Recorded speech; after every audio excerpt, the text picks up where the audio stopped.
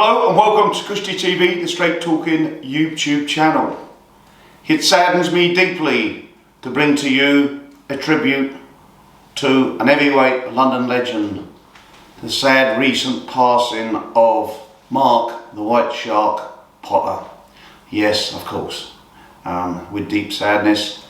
Yes, but a great character, a larger than life character.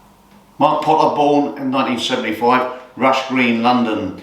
He hailed from Walthamstow, East London, and he had his pro debut in 1997, and it was no pushover. He was against Joe Bugner Jr. Remember the famous Joe Bugner?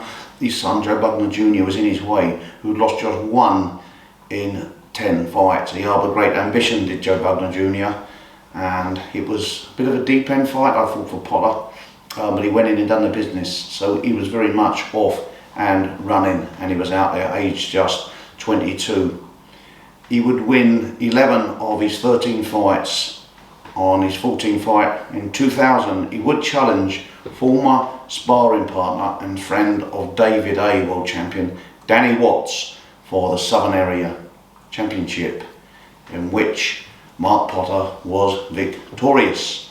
Yes, very much so. So he had a serious fight career. And later that year, in 2000, some 5 or 6 months on, he faced Danny Williams, yes, the brilliant Danny Williams, world title challenger, who defeated, yes, a very good, hard, tough, younger Mike Tyson. Tyson still had plenty of fire in his belly. So that was a very, very good fighter in that of Williams. But the title was on the line and Potter had his chance.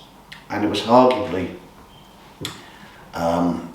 a moment in his career that was most ever talked about, because he was boxing brilliantly. Mark Potter was really doing the job on Danny Williams. He was boxing his ears off. He was hitting him in almost at everything he threw. But just to cement his control of the fight, Williams had dislocated a shoulder. Yes, so he's literally fighting one-armed. Yeah, and it was just a matter of time.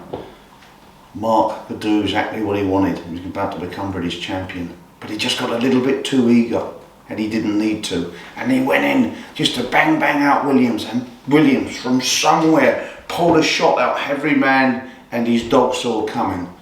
Sadly, the only one who didn't was Mark Potter, and he threw this left hook literally from his boots, from the floor. It caught Potter, ended in a technical knockout.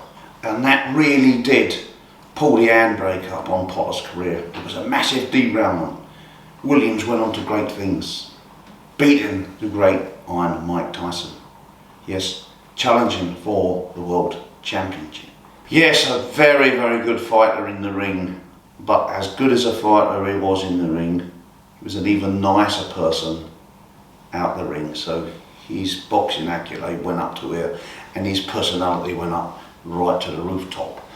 Yeah, and you know, he was somewhat slightly underachieved. A legendary boxing promoter, Alan Mortlock, actually said, if he'd taken a slightly different turn, a little bit more luck, i.e. management, he could have actually been world champion. He was a superb, brilliant fighter. When he was forced to retire with the detached retina eye injury, he went on then as an MMA fighter and done very well at that. And then he went on as an IBA boxer, an unlicensed boxing scene, and he done very well at that. To stay with his love of sport, to stay in it, Mark became a referee. And actually this was my, I knew Mark Potter well as a fighter, but I didn't know him well as a person. I just knew that he always come up trumps as a wonderful, wonderful man. But yes, his career in refereeing is where we met. He refereed my comeback fight, and it has to be said, he was a good authoritarian. He took control of a very difficult fight actually in that fight, and yeah, because there was lots of holding, grappling, frustration. It was part of my plan. I was nicking, scoring fast point shots outside on the jab, and when we got in, I nailed the workout because I was ahead. It was killing the time out, and I didn't mind nailing the workout. He didn't look fantastic for the crowd, and he actually pulled us aside. He said, "Come on, let's get some work in here." And you know, we had some work in here and there, and then another incident happened on round 2. I actually buzzed my opponent, hurt him right on the bell, and my fans went up in the air, made a big roar, and my opponent didn't hear the bell, and neither did Mark. Mark Pottery didn't hear the bell either. So I got hit about, or attempted to get hit about 7-8 times. My corner got involved, but he calmed it lovely. And even in the very next round, my opponent ended out the ring on the judges' table, and so it wasn't an easy fight to ref. But I must say he took control of it fantastically well, and we exchanged pleasantries afterwards.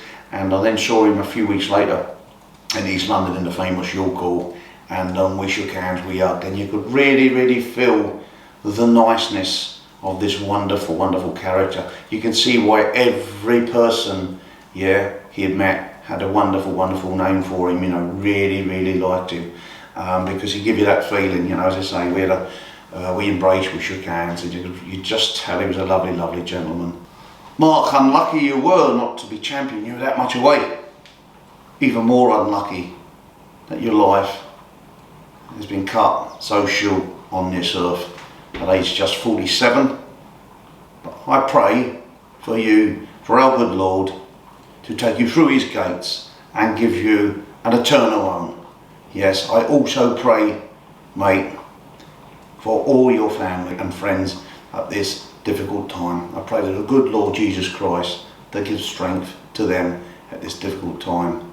It was a complete pleasure knowing you, my friend, being in your company, and to even share a ring with you, albeit just refereeing.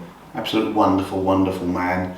We were thinking of you all the while, and we'll continue thinking of you. You'll always be in our memory, from myself, my boys, and all the team at Smith's Gym here in West London. God bless you, champ. I'll see you when I get there.